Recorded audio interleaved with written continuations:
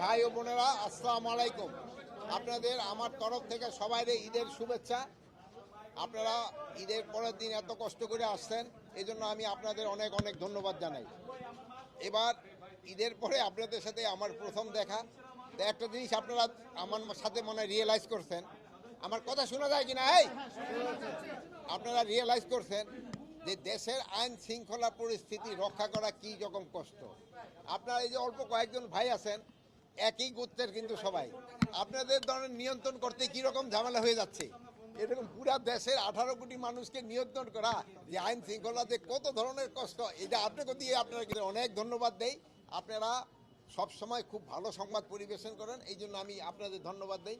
আমি আপনাদের এবং আপনাদের পরিবারের সবাই আমার ঈদের শুভেচ্ছা। আপনি যথেষ্ট শ্রম দিচ্ছেন, অন্যান্য সময়ের চাইতে যথেষ্ট শ্রম দিচ্ছেন এই বয়সে।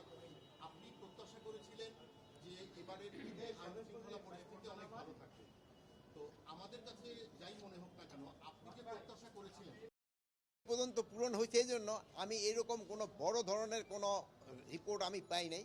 হ্যাঁ, রাস্তাঘাটে তো দুই একটা অ্যাক্সিডেন্ট হয়েছে, এটা তো আমি না করব না, কিন্তু ওই ধরনের কোনো বড় ধরনের কোনো ঘটনা ঘটে, দুই একটা ছোটোখাটো চুরি চেষ্টামি এইগুলি তো হচ্ছে, এটা না, বাট বড় ধরনের। এই জন্য আমি মোটামুটিভাবে খুশি, যেমন আপনারাও খুশি, আমিও খুশি। রাষ্ট্রপতি মহোদয়, আব্দুল হামিদ সম্পর্কে মামলা মাথায় নিয়ে একজন সাবেক রাষ্ট্রপতি বিদেশে গেছেন, আবার ফিরে আসছেন, তার বিরুদ্ধে এখনো কোনো ব্যবস্থা নেওয়া হয়নি।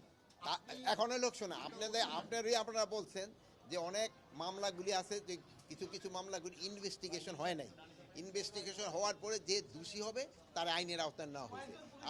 কথা শেষ করতে দেন ভাই, মাঝখানে কথাগুলি তো কথা বলা যায় না। আপনারাই কিন্তু সবসময় বলছেন নির্দোষীরা যেন কোনো অবস্থায় সাজা না পায়, এই জন্য আমাদের ইনভেস্টিগেশনটা করতে দেন। যদি ইনভেস্টিগেশন করার পর যেই দোষী হোক না কেন, কাউরে আইনের বাইরে থাকা হবে না, তারা আমরা অবশ্যই আইনের আওতায় নিয়ে আসবো। মাননীয় উপদেষ্টা, বিষয়টা এরকম যে ফৌজদারি মামলা যাদের বিরুদ্ধে আছে তাদের মধ্যে তদন্তে মোটামুটি প্রমাণ রিকোয়েস্ট করছেন, আপনারই বলেন নাই ভাই, হাসতেছেন তো, বলেন আপনারই বলছেন, আপনাকে কথাই তো আমি রাখতেছি যে তারা ওইভাবে প্রমাণিত না হলে তারা আমি কেন একটা নির্দোষ লোকের কেন তো আমি সাজা দিব, কিন্তু সব ক্ষেত্রে একটা নির্দোষ লোকের আমি কেন সাজা দিব, একটা আরে ভাই শেষ করতে দেন, একটা দোষী দিয়ে হবে তারা আমরা শাস্তি দিব। এখন এদের ক্ষেত্রে একটা কিশোরগঞ্জে এদের ক্ষেত্রে ধরেন একটা উপদেষ্টাদের একটা 3 জনের একটা কমিটি হয়েছে, ওনাদের একটা রিকমেন্ডেশন দিছে, ওই রিকমেন্ডেশনটা পাওয়ার পরে ওনাদের যদি দোষী হয় ওনাদের ব্যবস্থা নেওয়া হবে, যদি দোষী না হয় ওনাদের আবার যার যার জায়গায় ফেরত আসবে। আর কোনো কিছু তো আপনারা দোয়া করেন, ভালো থাকেন, আমি আবার দেবো।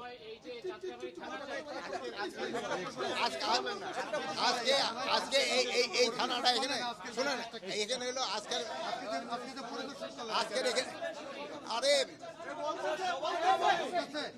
শুনে আমি আজকের পরিদর্শন হলো এদের সাথে, 1 নাম্বার হলো ছিল ঈদের শুভেচ্ছা বিনিময় করা, 2 নাম্বার তাদের থাকা এবং খাওয়ার ব্যবস্থা দেখা।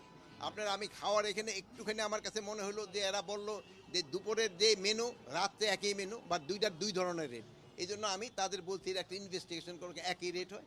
আর আমি আরেকটা বলে গেছি, একজন এসআইডে পুরা পার্টিকুলার ডিউটিতে রাখবে, যিনি এদের খাবারটা তদারকি করবে। আর একটা হলো আরেকজন এসআইডে নিয়োগ দিবে, যিনি তাদের থাকার ব্যবস্থা তদারকি করবে, যেন সবাই এখানে, যেহেতু তাদের প্রচুর পরিশ্রম করতে হয়, যেমন আপনারা অনেক ঈদে যান নাই, পুলিশেরও কিন্তু ঈদে যাইতে পারে না, এখন কিন্তু থাকা খাওয়াটা যেন ঠিক রকম হয় এটা দেখার জন্য।